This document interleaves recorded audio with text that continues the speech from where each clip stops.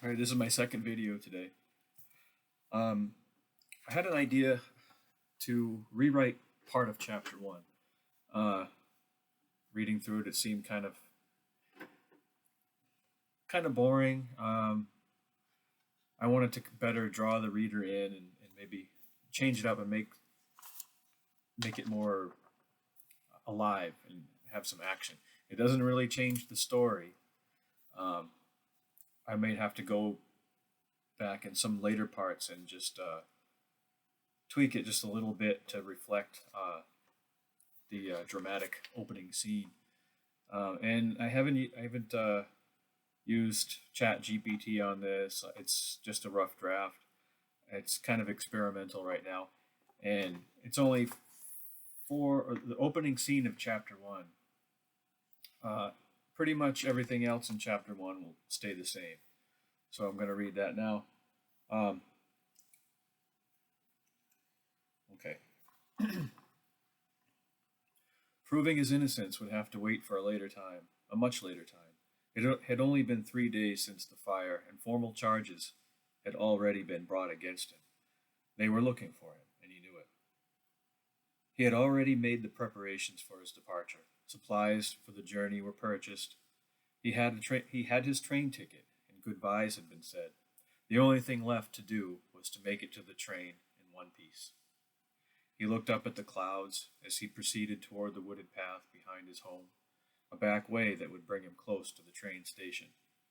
The air was heavy with impending rain, and the distinct electrical smell that often preceded thunderstorm, and the and the distinct electrical smell that often preceded thunderstorms.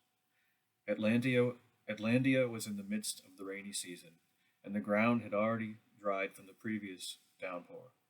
Judging by the clouds, the ground would be muddy again soon, making it easier for the authorities to track him. He'd have to move quickly.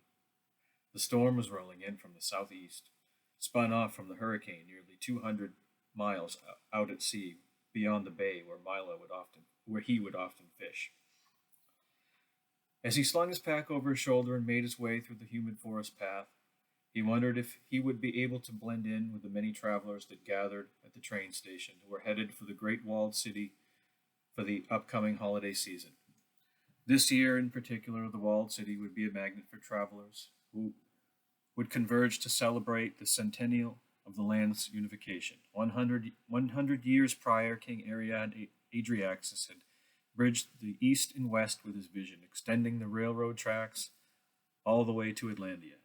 His legacy was so profound that the new calendar's first year would begin on the day of his death. The centennial celebration cast a shadow over a second, more subdued holiday of religious significance, which by coincidence fell on the same day. He lifted his tunic slightly to release it from sticking to his skin due to the humidity. Part of him just wanted it to rain so the humidity would break.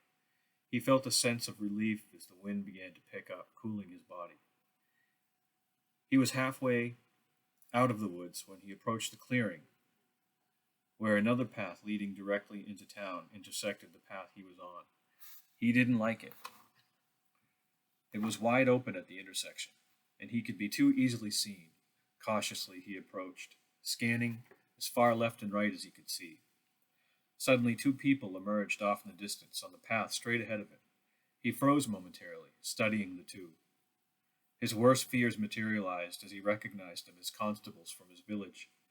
They called out to him. Milo, said one. Stop, in the name of the law, said the other, as they quickened their pace. For Milo, stopping was not an option.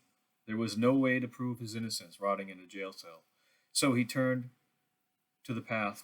He turned to the path on his left, leading into the village.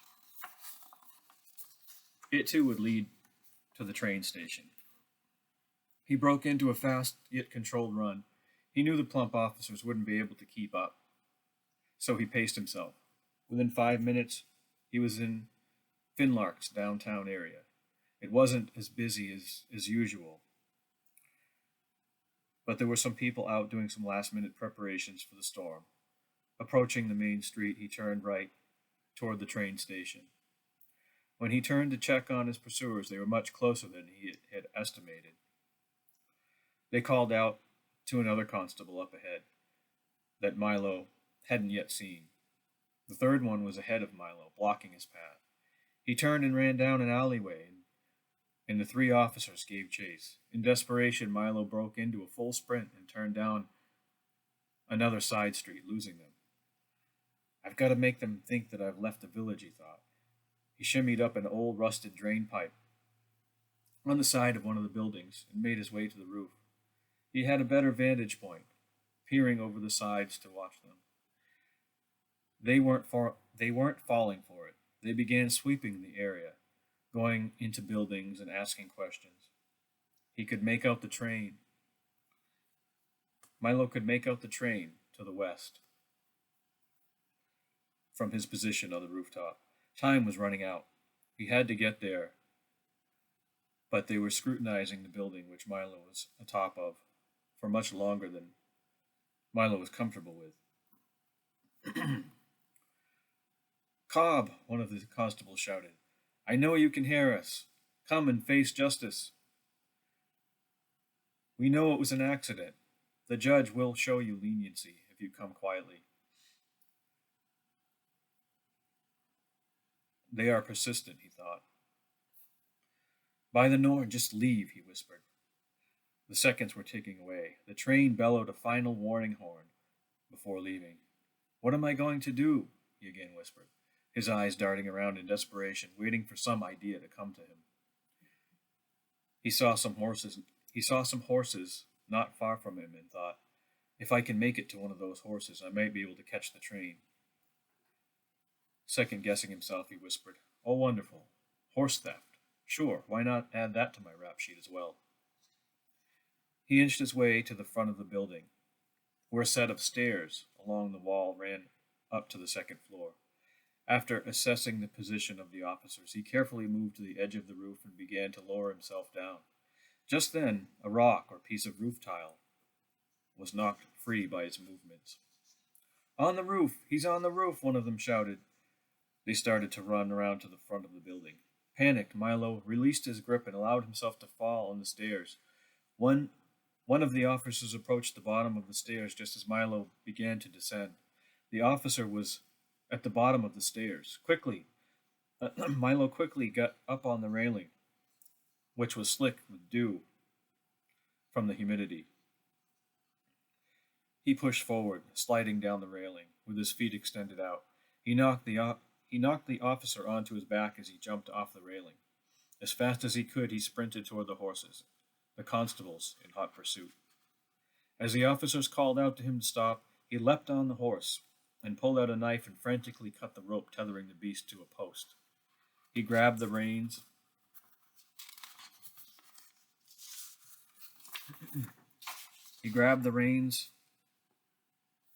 and gave the horse a tap. Go, he cried. The horse began to move, and Milo directed it toward the train station. The constables commandeered the two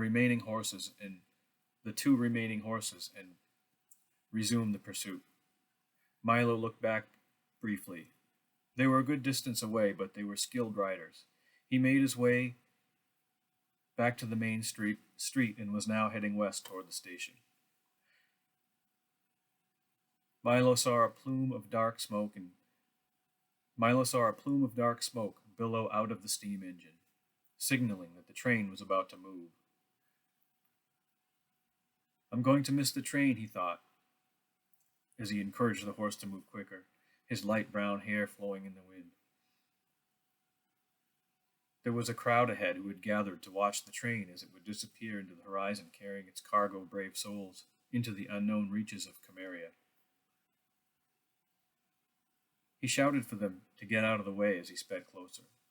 Responding to the speeding horses coming toward them, the crowd gave way, though Milo had to slow slightly, allowing the pursuing constables to gain on him.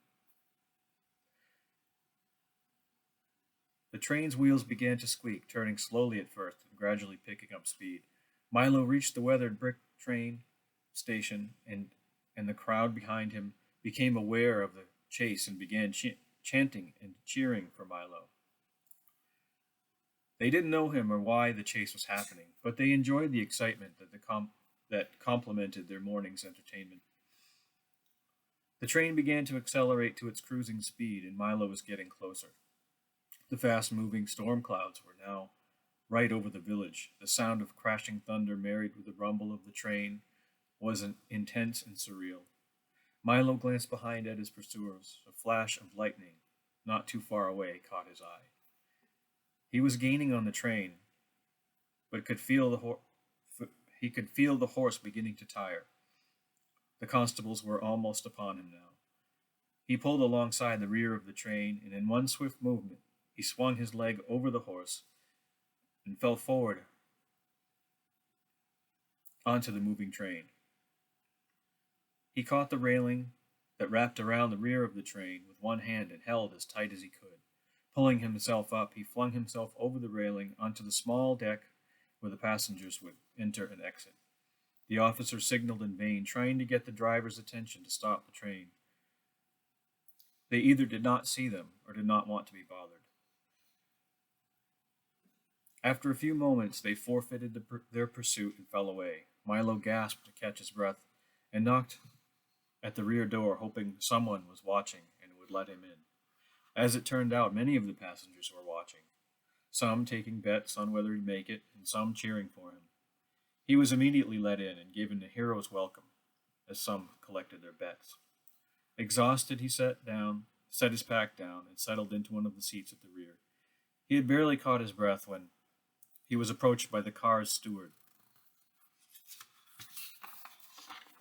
"Though we appreciate your dramatic entry, sir, we still require a ticket for you to be on the train," said the steward. "Yes, of course," breathed Milo as he produced the ticket.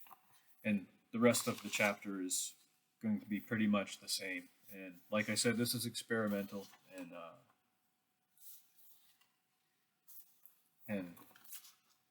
I hope to get some feedback if you like that better than the other introductory scene. So let me know. I think it needs some modification, but I think it's a little more exciting and might draw the reader in a little bit better. Let me know.